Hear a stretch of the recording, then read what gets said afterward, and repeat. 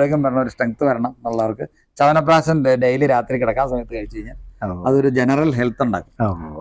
പക്ഷെ ഇതൊക്കെ ദഹനമുള്ളവർക്കാണ് പറ്റുള്ളൂ. മറ്റേ തീരെ വയറ്റുവേദന ഉള്ളവർക്കൊന്നും ചവനപ്രാശം രസായനം പറ്റില്ല. അപ്പൊ അതിലേക്ക് ആ രോഗിയെ ആക്കിയതിന് ശേഷം പിന്നെ ഇത് കൊടുക്കുക. ആദ്യമേ അതാണ് അരിഷ്ട കൊടുത്തിട്ട് ദഹനത്തെ വർദ്ധിപ്പിച്ചിട്ട് പിന്നെ രസായനം. അപ്പൊ അങ്ങനെയാണ് ചവനപ്രാശം കൊടുക്കുന്നത്. പിന്നെ നല്ല ശോഷിച്ച് വളരെ ശരീരം മെലിഞ്ഞിരിക്കുന്ന ആൾക്ക് അശ്വഗന്ധാദി ലേഹ്യം കൊടുക്കുന്നു. നാരസിംഹ രസായനം കൊടുക്കുന്നു. നാരസിംഹ രസായനം ശരിക്കും മുടി വളരാനുള്ള ഒരു രസായനം കൂടെ.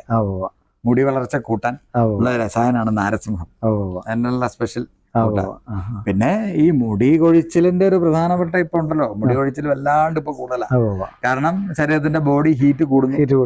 പിന്നെ വേണ്ടത്ര പോഷണം ശരീരത്തിനുള്ളിൽ ചെല്ലുന്നില്ല. കാൽസ്യം അങ്ങനെയുള്ള സാധനം നമുക്ക് വേണ്ടപ്പെട്ട മിനറൽസ് ഒന്നും ശരീരത്തിലേക്ക് ചെല്ലുന്നില്ല.